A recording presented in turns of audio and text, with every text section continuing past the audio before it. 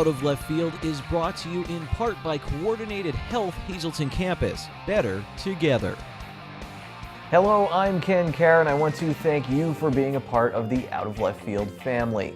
That's what this episode is all about, family. Who remembers watching Allie Raceman's parents at the Olympics? Every time they would go to a shot of the gymnast's mom and dad while she was competing, they looked like they were going to be sick. Their daughter kept smiling all the way to an all-around silver medal. Locally, we talked with some parents who know exactly what the Raceman family was going through. It was Will Smith who once said, "Parents just don't understand." Parents of highly successful athletes may not know exactly what their kids are going through, but they are there for them on every step of the journey. And it's not all gold medals, trophies, and pizza parties. There are some great views from the rarefied air where these athletes travel, but it takes a lot to get there, and it seems to hurt even more when you fall from such heights. Marian sophomore Danni Berlitz was the #1 seed coming into the AA state championships in the 200 IM and the 500 freestyle. He finished the 200 IM thinking he just won a state silver medal, only to find out he was disqualified. It was ruled he didn't touch a wall with two hands at a point in the race. It crushed him. I mean, we came home to the hotel room that night, and there wasn't many words exchanged. You know, he just said, "I feel like they took something away from me." And he was upset, and he talked to my wife on the phone and talked to his brother also.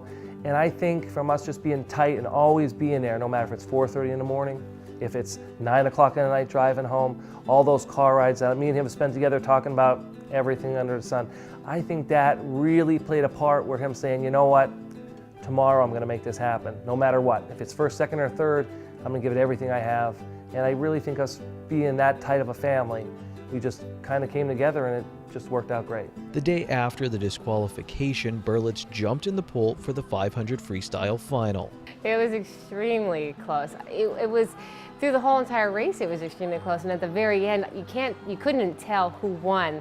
So we had to wait until it got put on the board, and then there was a 1 behind his name, and oh my goodness, my heart just pounds and I sweat, and sometimes I don't even watch. I put my head down because I just get so nervous. Though whatever he does, I'm just super proud of, but I get very nervous. Yes, it's hard being a parent watching it. When he turned and made eye contact with us, you know, and he gave us that nod, it just was, it's unbelievable. I don't even know what to say right now. It's amazing. You could tell he got some self-gratification knowing he could have did it. And in my heart thinking, you know, all these times we're together, all those things, ups and downs, it all came together and it all worked out great. Jimmy Hoffman finished second in the state at the AAA level at 132 pounds in wrestling his junior year. He was laser focused during his senior year to win gold. He made it all the way back to the championship bout, but fell just short after a tough match. His dad, Jim Hoffman, is also one of his coaches. Well, I mean, we talked about it a lot, you know. I just said to him, when the dust settles, you got to be proud. I said, "I'm super proud of you." I said, "You know how many kids could honestly say they made it to the state finals in Pennsylvania?" Pennsylvania is one of the toughest states wrestling. It's one of the highly recruited states in the country for college, Division I college programs. So I said, there's not many kids could say or have done what you have done. And I said, you got to be super proud of that. The Hazleton area high school's all-time wins leader was able to walk in the PIAA's Parade of Champions 2 years in a row. When the lights go out and they call your name and you watch those kids walk out and you watch the coaches walk out and it's on the Jumbotron up there, I said, that is unbelievable. When Jimmy took me there as a junior and they announced his name and I walked him out behind him watching him on the Jumbotron, then watching me, the chills is unbelievable. That is the greatest experience in the world, and I'll never forget that. And then he took me there again as a senior, did the same thing for me. Said that is unbelievable just to be on that stage. Watching his son make it to the state championship bout for the second year in a row had to be a great moment. But Hoffman is most proud of his son for something he did earlier in his senior year. It was when my father passed there though that weekend, and he just wanted to wrestle. He wanted to wrestle for my father, you know, and do it for him. And when he was done, he just sprinted out of the gym, you know, got done what he had to get done and just got out of there, you know. So I was proud of him to be able to control himself and compose himself and want to do that for his grandfather. Because in that situation, it kind of happened suddenly that weekend, right? And Jimmy chose to go. What tournament was it? We were at the conference tournament. Okay. Yeah, the night before we were there till 2 in the morning, and I was there Jimmy and my daughter left at 2. I came home at 5:30 and I had to have them up to the school for 6:30 to get the bus back out there. So it was a tough, but for me that was probably one of the most, proud of moments to see what he could do.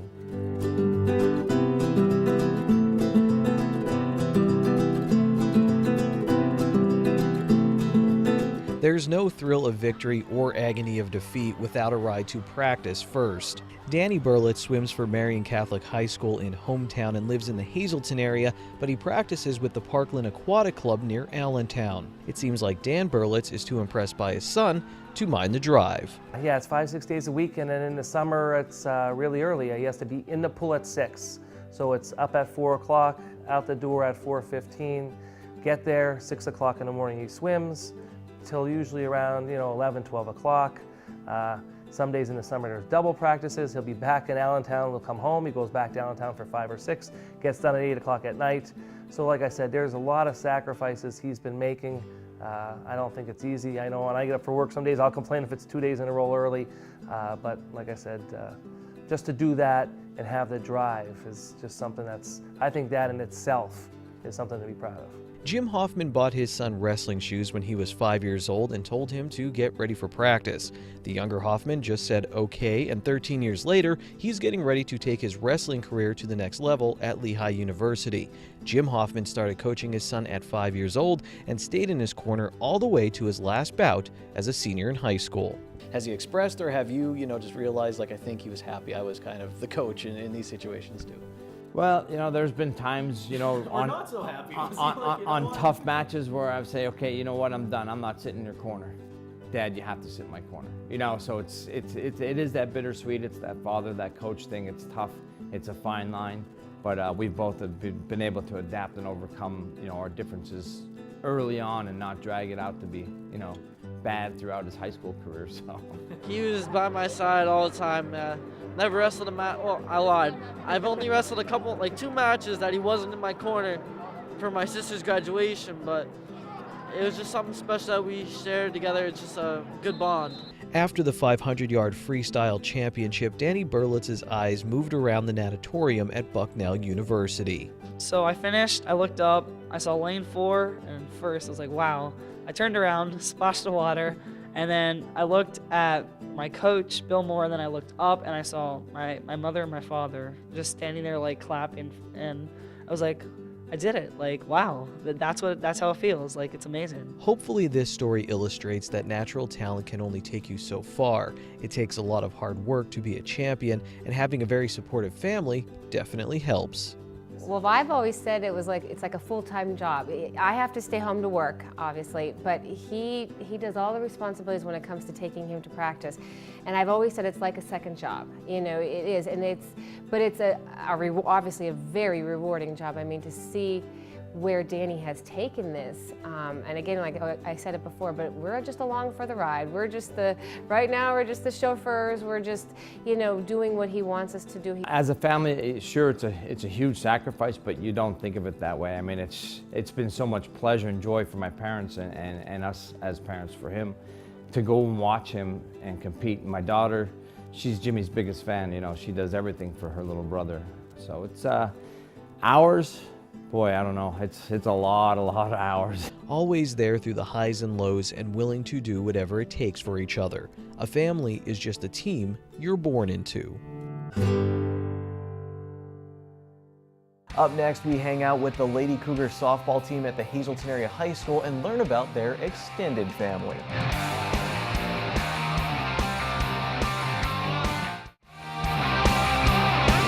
Out of Left Field is brought to you in part by Coordinated Health Hazleton Campus. Better together. Thank you for coming back to this Out of Left Field episode all about family. Our next story is about the Hazleton Area High School softball team's first ever autism awareness game. Things didn't go quite as planned, but you know what they say, when life gives you lemons, hit a walk-off single. Do you see the special needs of the autism students every now and then in the high school, or are they kind of... Yeah, they're often walking across, and it's good to say hi to them. They're sweet kids. They're just like all of us. So. Important to remember them as part of the school, I guess, too. Right. We're just one big family at Hazleton.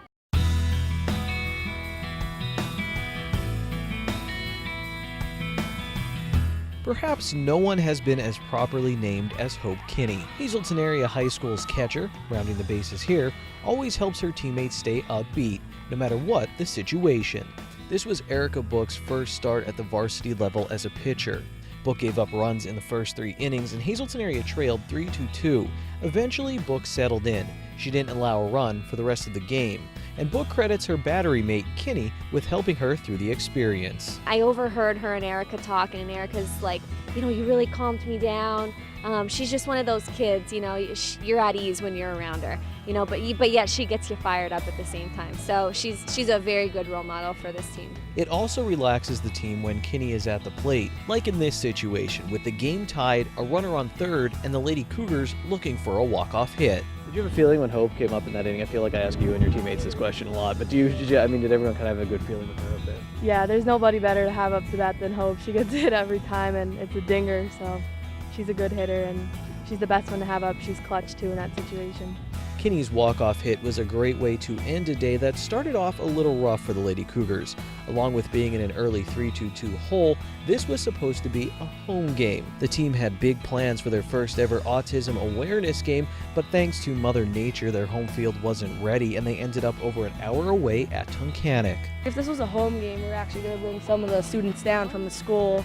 We were going to make posters, decorate our field, but sadly it got moved, so we couldn't do any of that. We just support them with the t-shirts we made. The team helped the Hazleton Area School District sell these autism awareness t-shirts. The money raised will be used for field trips and activities for students with special needs, and that's a cause that's close to Kinney's heart. Yeah, Hope's really involved with it. She works with the special education kids a lot, and she's really good with them. So this is like a big deal to her and all of us. So getting to do this for them is really special. They deserve it.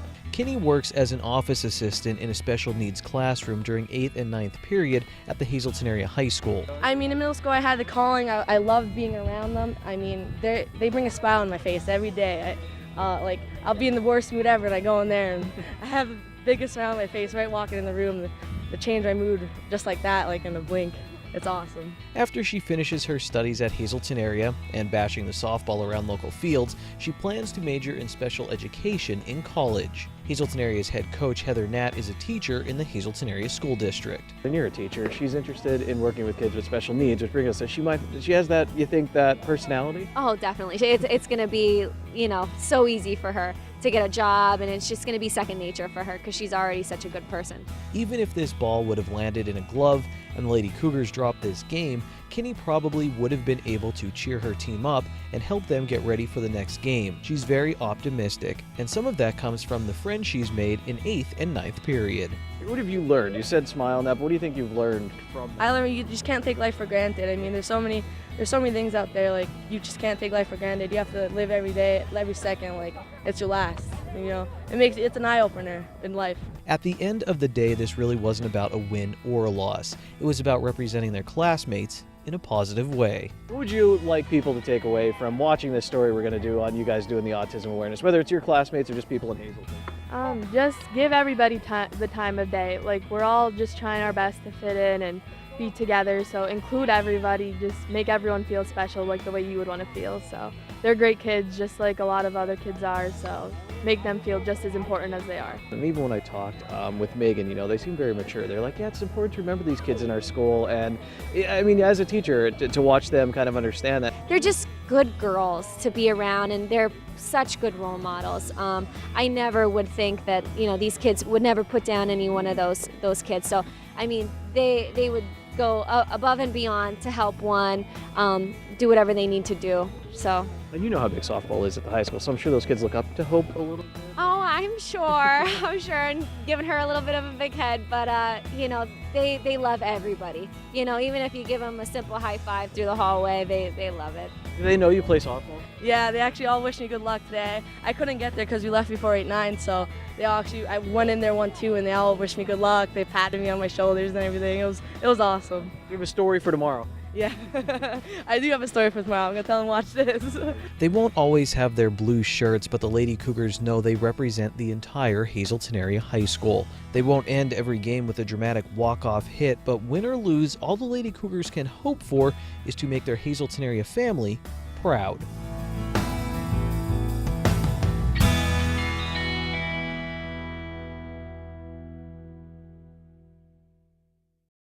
up on Out of Left Field, the story of a local triathlete who mixes art with athletics.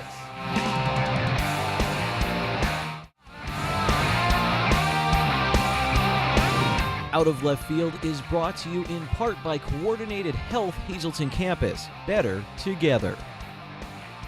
Hello again, everyone. Let's finish off this episode. Back in season 1 of Out of Left Field, we did a segment with a group of local runners who are always looking to add to their numbers. They invited me out for a run after I was done shooting the segment. I went and this guy named Frank took a massive selfie of all of us after we finished. This shot was added to Frank Romero's online album that chronicles his training and his mission to get others active. Describing a runner's high is tough. It may be different for a lot of people. When you started, was there always something special about it for you? Absolutely. It's something about getting lost out, once you hit a certain mileage and you're away from, technology, you're away from the distractions. A lot of people consider it therapy, right? So you're just out there, it's just you and nature, your breathing, your heart rate. It's awesome. The concept may still be kind of fuzzy for people, so let's bring it into focus with some photos from local triathlete Frank Romero. I've received that feedback of, I could feel your pain, or I could feel your excitement at that moment. And that's what photography, that's what art is all about, right? The artist can't describe what they were envisioning or what they planned for you to feel, but if it's a good photo, it should give you some kind of emotion, be it a good or bad emotion. But I obviously tend to lean to the positive side.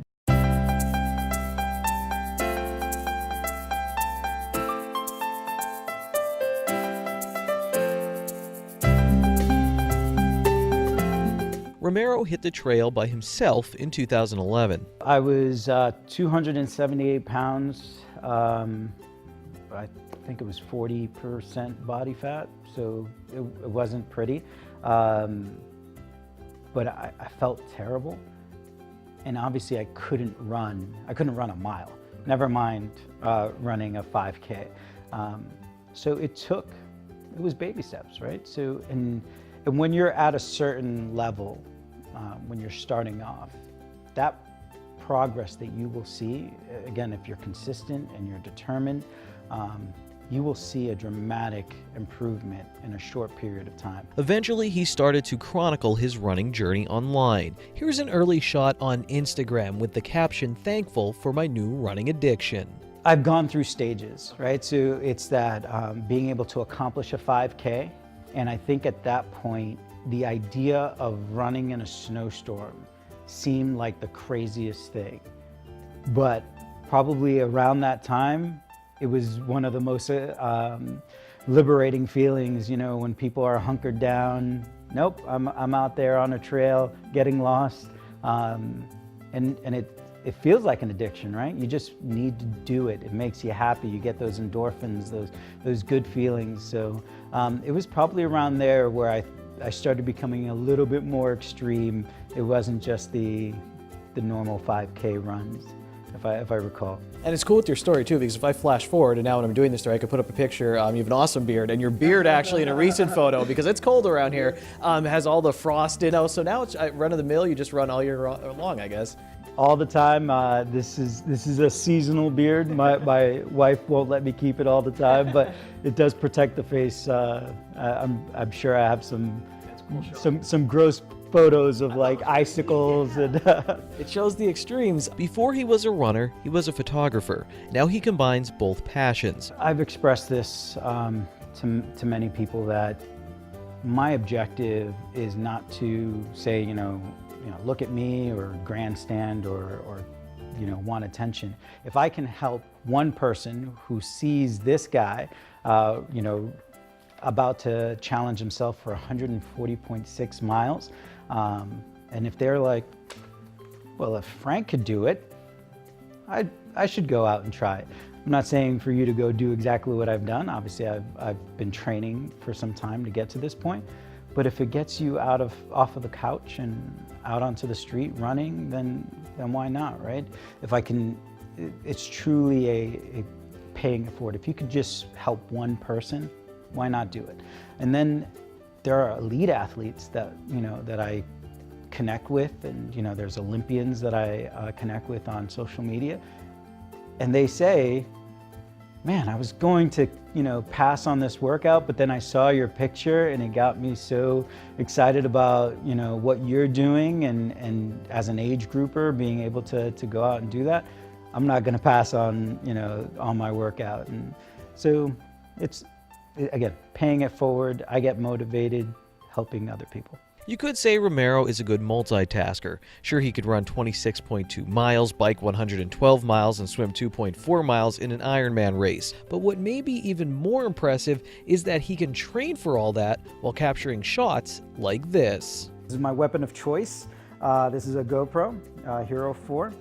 And what makes this camera great is that it's an action camera. It does stills and video.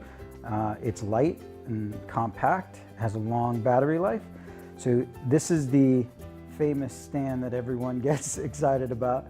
So you could just hold it as you're running, or you can use this to clamp onto branches or wires or anything that's out there. You could just kind of clamp this down and it holds it in place. Or what I typically will do is, again, I'm showing you all my secrets now. There is a tripod that will open up, and as I'm running, I will set this up in a flat surface and then run back to it. And the timer on it is set to take, you know, so many pictures within a 3 to 5 minute span. Let's take a closer look at some of the photos from Romero's journey so far. How about this one that makes me feel like I would have enjoyed Batman v Superman: Dawn of Justice a lot more with Romero in the role of the Man of Steel. I'm such a comic book fanboy. I can't help it. No matter what my age is. That particular photo was a candid shot that my camera caught, and as I was going through after my workout, I caught that in the expression, because I was watching some political news. It was perfect. Again, a lot of the photos that I take is not something that I actually choreograph or try to plan out. It's just random actions, and those candid photos are typically the best ones. This shot takes us to Romero's first Ironman competition. One of the photos that I posted from that, I feel like it truly describes what's going on, and it's local athletes, so it's myself and two other athletes leaving the water from the swim start, and you can see the amount of, I don't want to say anxiety, there was a little bit of anxiety, but just the amount of focus, and we knew what all of these weeks and thousands of miles that we put in, what was going to happen that day. And it was, you know, it was like 7 o'clock in the morning. The mist was starting to lift, and it just caught that photo perfectly. So I guess that's one of my favorites. You can follow Romero's journey on Facebook and Instagram, but he'd rather you come out and join him in person. Lastly, is there a shot in your mind you want to get this like spring? No, I just want, I want bigger groups. More people out there running, more people out there swimming and biking. We have such great country roads. Some of the roads with the potholes could be a little dicey, but we have such great scenic roads. I want to see people out there training, enjoying nature, enjoying our environment.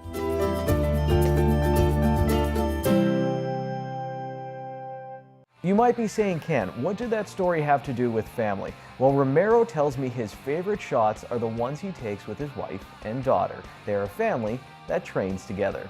Well, this Out of Left Field family reunion is over. Please feel free to drop by anytime and watch episodes online at ssptv.com. Take it easy, everyone.